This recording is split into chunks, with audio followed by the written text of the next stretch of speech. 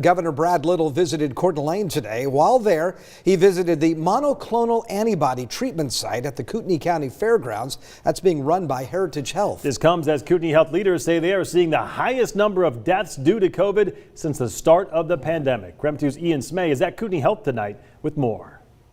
The monoclonal treatments aim to keep people out of the already strained hospitals here in North Idaho. The treatment uses lab-made antibodies to help your body's immune reaction in the fight against COVID-19. Today, Kootenai Health leaders painted a grim picture of the COVID-19 crisis.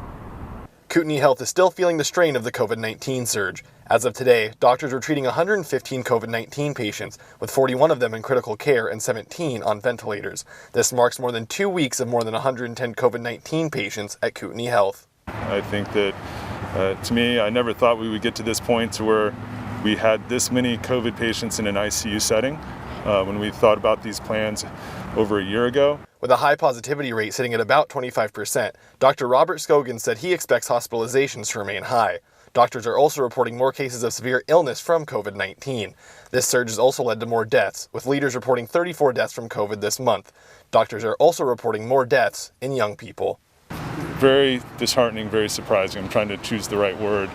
I've signed a lot of death certificates in the last couple months, and a lot of death certificates of young people that I don't think should have been hospitalized.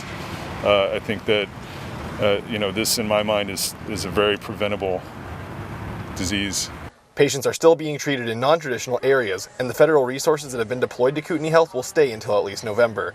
The monoclonal antibody treatment site at the Kootenai County Fairgrounds can handle 6 patients at a time and up to 48 a day. That allows Kootenai Health to shut down its monoclonal treatment center in order to free up more resources for hospitalized patients. Governor Brad Little visited the site at the fairgrounds this morning.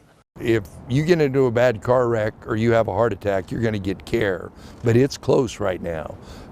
What you're not going to get is the elective or discretionary surgery that's necessary, and we just can't do that for very long, and that's why what Heritage is doing up here is so important. With more young people dying and high patient capacities continuing, it's been hard on local healthcare workers. They're patients that we get to know. They do spend many days in the ICU, and we do everything we can to get them better and get them out, but unfortunately, as we've learned with COVID, that sometimes we are unsuccessful in that. Little said during his visit that while the monoclonal antibody treatments have helped keep people out of hospitals, the key to getting out of the current surge of COVID-19 is for more people to get vaccinated.